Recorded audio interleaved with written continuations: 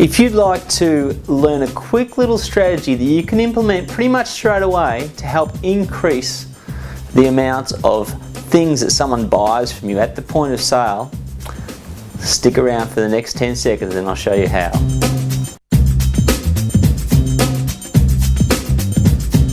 We've grown our business now from $3 million to $9.6 million in the past 2 years working with Casey. From $6 to $7 million to $15 million, raised $15 million in venture capital.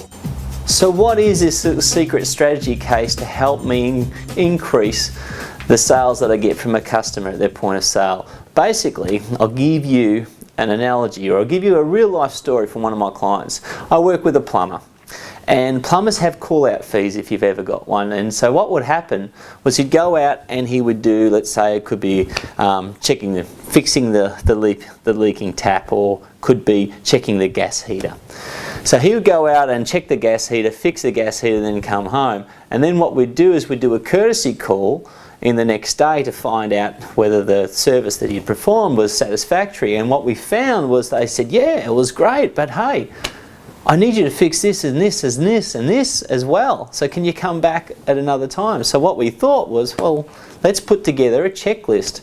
So what would happen is my plumbing client would go out there and say, look, what I'll do is I'll have a look at this leaking tap, I'll give you my assessment on it, or I'll look at your hot water or your gas heating, and whilst I'm looking at that, let me give you this sheet of paper. And he'd hand them a clipboard, and it'd have a sheet of paper with a pen and basically little check boxes next to each of the different items.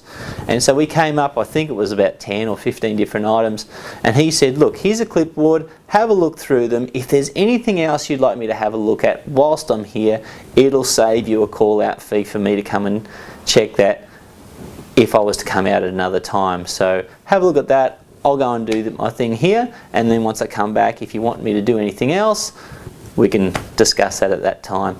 Great little idea. And what happened, of course, is not everyone, but a large majority of the clients said, oh yeah, I need you to check this as well, and I need you to check that. So that's what you can do for a plumber. So how can you do this to your business? I'll give you another example. I worked with an IT business, a computer business, same thing. Technician would be called up to go out and help troubleshoot a problem. Might be a hard drive might have failed, or it could have been they needed to upgrade some new equipment, or whatever the case might be. The technician would go out on site and he'd say, yep, no worries, I'll have a look at this and diagnose it for you. But whilst I'm doing that, here's a clipboard. If you'd like to go through this list and just check off the things that you think you might need in addition to this, because it will save you a call out fee at another time.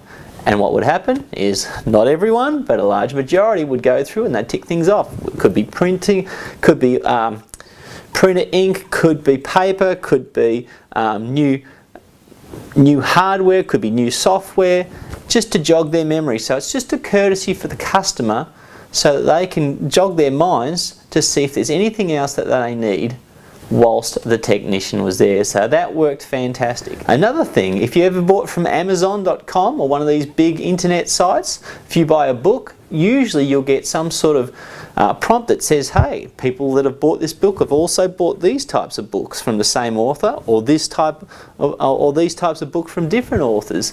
Would you like to add those to your purchase? So you could do that as well. For me, I'm a cyclist. I buy from cycling websites, and I buy clothing from them. And one of the good ones, what it does is if you buy a certain piece of clothing, it'll say, would you like to have these as well? When I was one of a bridal party in my friend's wedding, what happened was I went into the change rooms to get changed, and on the door, inside the door, it said, hey, you're getting dressed for a wedding or formal?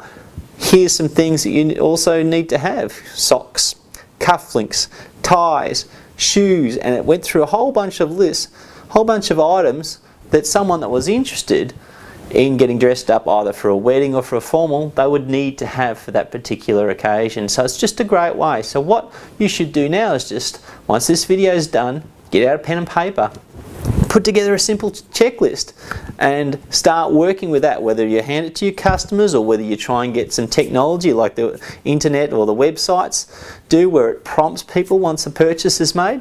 You could do something like that.